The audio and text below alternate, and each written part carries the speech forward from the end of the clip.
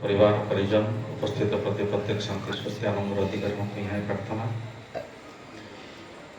अत्यंत आवेग भरे प्रियवत जो भाव समस्त को निमंत्रण कर बाबा प्रति जो श्रद्धा विरच भाई कहते आज सका दुई थर फोन दादा आसवे यो प्रवणता ये प्रवणता हूँ आशीर्वाद ईश्वर आशीर्वाद बापा प्रति जो अनुराग ये भक्ति भल पाइबा एटा मनीष को आहुरी आहुरी जीवन रास्तार अग्रसर करई निए पितृपुष्टि कथा कहते ब्रज भाई एवं विरंज भाई कौ भाव अतुट रखी चलिया हुए अति सुंदर भाव बुझे जीवंत भाव ठाकुर तथाकथित गुरु नुहति तथाकथित नाम नहीं आसे ना गोटे जगह पढ़ुले ये सृष्टि कथा जहाँ आर्य ऋषि मैंने वैज्ञानिक माने तार प्रमाण दौरान दुई जन विशिष्ट वैज्ञानिक से देखुली जड़े विदेशी दुई जन वैज्ञानिक कहते Shri Shri Thakur Anukul Chandra is the creator and he created himself देखिए गोटा गोटे बहीटा अच्छी यूनिवर्सल कैपिटल बोली तेणु ये जो जिन ठाकुर आमको देले अनेक गुड़े शब्द दादा माने प्रयोग करुले आर्य पुष्टि कथा कहते तर्पण कथा कहते श्राद्धर कथा कहते तर्पण तृप्ति प्रदान करे ठाकुर कहते तर्पण दुई प्रकार गोटे स्वाभाविक तर्पण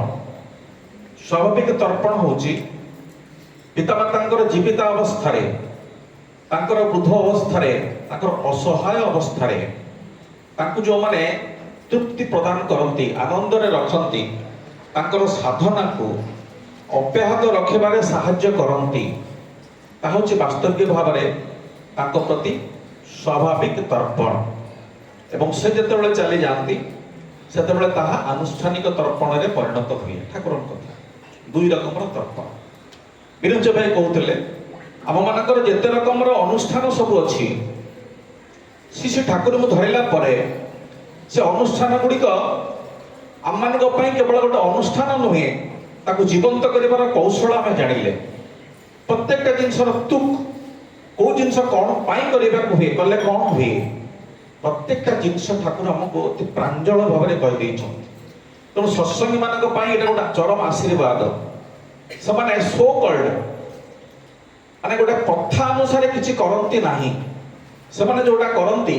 ता भीतर जीवन को से देखती जीवंत कर तोड़ती यहाँ हूँ सत्संग मान गोटे आशीर्वाद श्री ठाकुर एवं ब्रज भाई कहते जतीश घोष को देखिए नफर घोष एवं ये भाई जाइए ये ओह्लेबे कौटी कारण सी ठाकुर दायित्व नहीं एवं निश्चित भाव में ठाकुर दायित्व नहीं कौटी ना कौटी निश्चित भाव में सृष्टि कर आलोचना भितर ठाकुर टी अन्यमनस्क एणे तेणे चाहूँगी भाई मैंने पचार ठाकुर कौन है मुझे भावुँ केष्टदान को कौटी ओह्लेबी केष्टदान को कौटी ओह्लेबी या ठाकुर गोटे चिंतार कारण कारण से एक दिव्यात्मा को ओह्लैवाई माँ दरकार से दिन सुशीला ठाकुर विश्राम समय प्रहरा कार्य माने दायित्व नहीं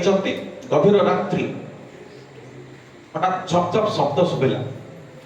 किसी फिस फिस शब्द शुभिला सुशीला झपसा निद टे भागीगला सुशीला देखिले ठाकुर दरजा नहीं किसी नील आलोक बाहर आमती हुए ना सुशीला डरी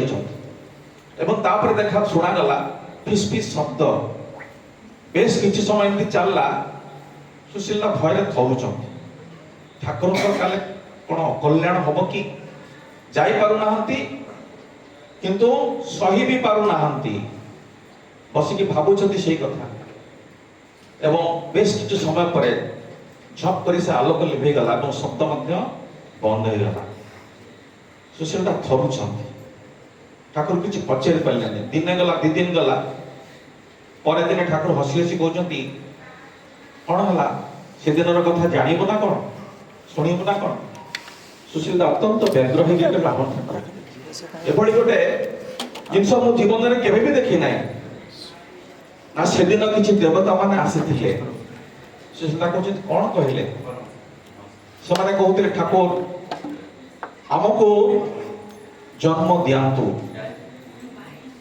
सुशीलता कहउछंती आपण कौन कहले मो कहली तुम मानक जन्म दबा पाई से बड़े पात्र मो पाऊ नाही